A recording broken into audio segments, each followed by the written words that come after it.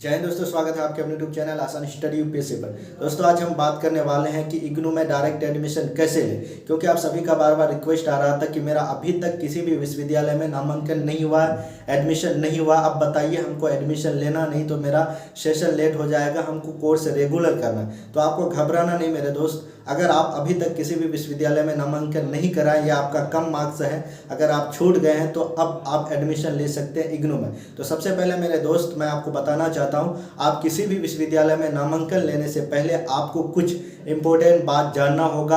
आप जिस विश्वविद्यालय में नाम लिखाना चाहते हैं, जिस यूनिवर्सिटी में नाम लिखाना चाहते हैं, उसका एडमिशन प्रोसेस जानना बेहद ज़रूरी, नहीं तो आपको बाद में दिक्कत हो सकती है। सबसे पहले मैं बता दूं, इग्नू में एडमिशन जो कराइएगा, नंबर 1 पॉइंट आपका मन में होगा, उसमें मेरा खर्च कितना होगा, कितना साल का कोर्स होता। दूसरा पॉइंट आपका मन में होगा। अब बात आती है इग्नू में हम एडमिशन जो कराएंगे, हमको कौन सा कॉलेज मिलेगा, कौन सा डिस्ट्रिक्ट का मिलेगा। चौथा आपका पॉइंट मन में आता होगा कि एग्ज़ाम कहाँ देना होगा, कैसे होता है, क्या सिलेबस होता है, कौन सा बुक पढ़ना होता है इग्नू के लिए। ये सारी इन्फॉर्मेशन आपको इस वीडियो पर मिलने वाली। सबसे पहले मैं बता दूं, अगर आपका मन में सवाल है इग्नू से अगर हम अपना कोर्स करते हैं, अगर हम कोई पटना विश्वविद्यालय के छात्र हैं, तो दोनों का सेम मान्यता है। हाँ मेरे दोस्त, आपका ग्रेजुएशन का जो वैल्यू है वो सेम ही है, पर किसी किसी जगह थोड़ा बहुत, ना के बराबर आपको कहीं भी प्रॉब्लम थोड़ा बहुत हो सकता है, नहीं तो बहुत कम उम्मीद है कि आपको दिक्कत होगी। अगर आप बात करते हैं यूपीएससी आईएएस होता है, आईपीएस जो होता है, अगर आप उसकी तैयारी करते हैं,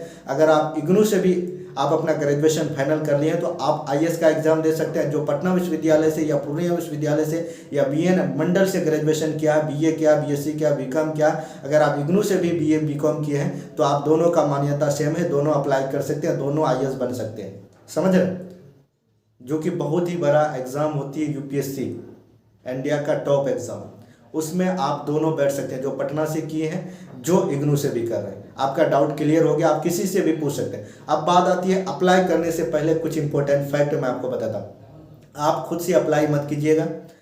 अब बात आती है इग्नू का सेंटर कहाँ कहाँ है। अगर हम इंडिया की बात करें, इंडिया में किसी भी डिस्ट्रिक्ट से है आप या किसी भी स्टेट से हैं, तो हर एक स्टेट का, हर एक डिस्ट्रिक्ट में उसका स्टडी सेंटर है। हम बात कर दें पूर्णिया का, अररिया का, कटिहार का, किशनगंज का, भागलपुर का, ये सारे डिस्ट्रिक्ट में इग्नू का सेंटर है, यानी स्टडी सेंटर। आपके हर एक डिस्ट्रिक्ट में इसका स्टडी सेंटर है। अगर आप किशनगंज से हैं, अगर आप अररिया से हैं, अगर आप पूर्णिया से हैं, अगर आप कटिहार से हैं, तो आप नेट में, यूट्यूब पर, क्रोम में या कॉलेज जाकर सर्च कर सकते हैं कि हमको एडमिशन लेना है। तो आपको हर एक जो कॉलेज में इसका सेंटर दिया, वहाँ इसका ऑफिस है, यानी ब्रांच है, वो आपको बताएगा क्या प्रोसेस है। मैं आपको जो बताता हूँ यही प्रोसेस वो भी बताएगा। बस आपको एक बात ध्यान रखना है कि आप खुद से फॉर्म नहीं भरिएगा, क्योंकि आपको इग्नू के बारे में कम इन्फॉर्मेशन होगा। कुछ ना कुछ अगर मिस्टेक कर दिए तो बाद में दिक्कत हो सकती है। तो अगर आप फॉर्म भरते हैं, तो आप किसी भी अच्छे कैफ़े वाले से ताल्लुक़ रखिए, यानी उसका पता लगाइए। पता लगाने के बाद उस कैफ़े वाले से पूछिएगा इग्नू के बारे में आपको अच्छे से इन्फॉर्मेशन है। अगर उन्होंने बता दिया कि हाँ भाई हमको अच्छे से इन्फॉर्मेशन है, तो तभी उससे फॉर्म फिल करवाइएगा। नहीं तो आप कॉलेज जाइए। जैसे हम कटिहार की बात करें तो डीएस कॉलेज में इग्नू का सेंटर। अगर हम पूर्णिया की बात करें तो पूर्णिया कॉलेज पूर्णिया में इसका इग्नू का सेंटर है। अगर हम किशनगंज की बात करें तो मारवाड़ी कॉलेज किशनगंज। अगर हम अररिया की बात करें तो फारबिसगंज कॉलेज जो है उसमें इग्नू का स्टडी सेंटर, वहाँ जाइएगा। वहाँ भी आपका ऑनलाइन वो अप्लाई कर देगा, वो वहाँ का जो स्टाफ है। बस आपको डॉक्यूमेंट्स की बात करें तो डॉक्यूमेंट्स कोई ज़्यादा नहीं लगता, बस आपका मार्कशीट लगता है इंटर का और 10th का, यानी मैट्रिक का। उसके बाद फोटो, आपका सिग्नेचर, उसके बाद कास्ट सर्टिफिकेट। पेमेंट की बात करें तो आपका फर्स्ट ईयर में लगभग 4100 रुपया आपको लगेगा। अगर कैफ़े वाले अप्लाई करता है तो वो 100 रुपया ज़्यादा चार्ज लगेगा, क्योंकि वो फॉर्म फिल करके देता, यानी 100 रुपया ज़्यादा, यानी 4200 रुपया आसपास वो लेगा। यानी किसी भी कैफ़े वाले के पास भरवाइएगा, या आप कॉलेज जाके आपका जो इग्नू का स्टाफ होता है वो अगर फिल कर देता तो वो भी कुछ आपको मांगेगा कि थोड़ा खुशी वगैरह से दे दो, तो वो भी 4200। अगर आप खुद से भरते हैं तो 4100 लगेगा, यानी जो आप पेमेंट जो फ़ी होता है इग्नू का 4100 है। बस बात ये आती है, कभी कभी अगर आप पेमेंट करते हो तो फंसने का दिक्कत हो जाती है। अगर फंस जाता है तो थोड़ा बहुत आपको प्रॉब्लम होता है, टेंशन होता है। इसीलिए वो टेंशन ना लें, तो आप किसी कैफ़े वाले से अच्छे से, जिसको पता हो इग्नू के बारे में, उससे अप्लाई कर लें। अब बात आती है कि अगर आप अप्लाई करने के बाद अब आपको कैसे पता चलेगा कि कौन सा कॉलेज में एडमिशन हो। तो कोई टेंशन नहीं ले मेरे दोस्त। आपके जो होता है वहाँ अप्लाई करने के वक्त एक कोड होता है, यानी कॉलेज का नाम लिखा होना था। हर एक डिस्ट्रिक्ट आप पूछिएगा पूर्णिया कॉलेज यानी पूर्णिया का इग्नू सेंटर कहाँ, उसका कोड क्या है, वो कोड आ जाएगा। अररिया का कोड क्या है, स्टडी सेंटर इग्नू का। फारबिसगंज, किसी भी डिस्ट्रिक्ट का अगर कोड सर्च करना चाहते हैं तो मोबाइल खोलना है। मोबाइल खोलने में आपको क्रोम जो होगा, क्रोम को ओपन करना है।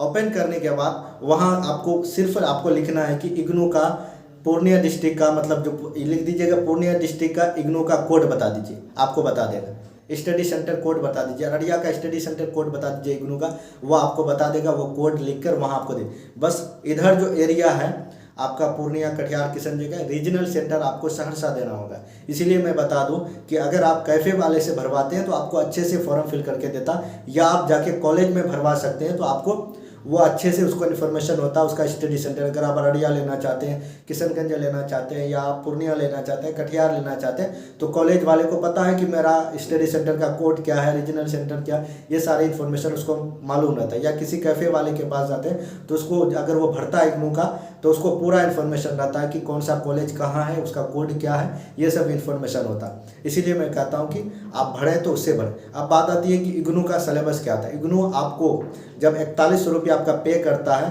तो उसमें आपको बुक भी इग्नू आपको देती है।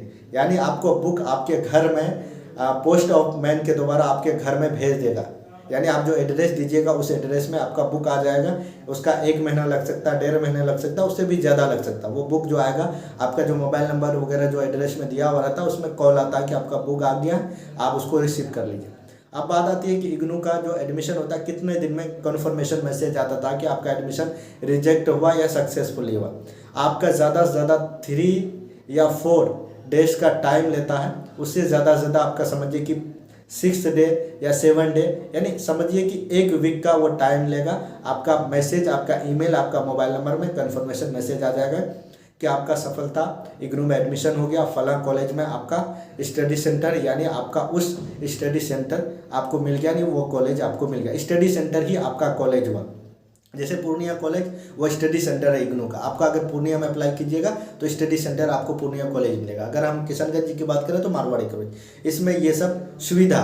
अब बात आती है एग्ज़ाम आप जो डिस्ट्रिक्ट में रहते हो वहीं मिलता है, या तो आप जहाँ भी रहते हो वहाँ आप जब एग्ज़ाम फॉर्म वगैरह भरने का डेट आता उस वक्त आप भर सकते हो। आप सेंटर अगर आप दिल्ली में रहते हो तो दिल्ली में वगैरह वो सब आपको पता चल। जब आप एडमिशन ले लीजिएगा तो उसके बारे में यूट्यूब हो या आप अपने कॉलेज जाके जो कॉलेज में एडमिशन हुआ वो सब आपको इन्फॉर्मेशन मिलता रहेगा। आपको घबराना नहीं, हर एक अपडेट मिलता रहेगा। बस मैं आपको बता दूं यही प्रोसेस है इग्नू का, कोई भी ज़्यादा कठिन नहीं है। बस आप एडमिशन ले सकते हैं। अगर आपका कम मार्क्स है, अगर आप छूट गए तो बेझिझक आप इग्नू में एडमिशन ले लीजिए, सेम मान्यता, कोई भी दिक्कत नहीं है। अब बात आती है कि मैं आपको जो पल पल की खबर देता रहता था अब उस तरह का मैं अपडेट नहीं दे पाऊँगा, क्योंकि थोड़ा सा मैं कुछ और काम में लग गया हूँ। यानी मैं अपनी थोड़े बहुत स्टडी वगैरह में फोकस करने लगा हूँ, क्योंकि हमारी थोड़े बहुत एग्ज़ाम होने वाली है, जिसके लिए मैं आपको अब जो होता है जो अपडेट आता था पूर्णिया विश्वविद्यालय, कोई भी अपडेट वगैरह उस तरह का टाइम टू टाइम नहीं दे पाऊँगा। इसीलिए मैं आपको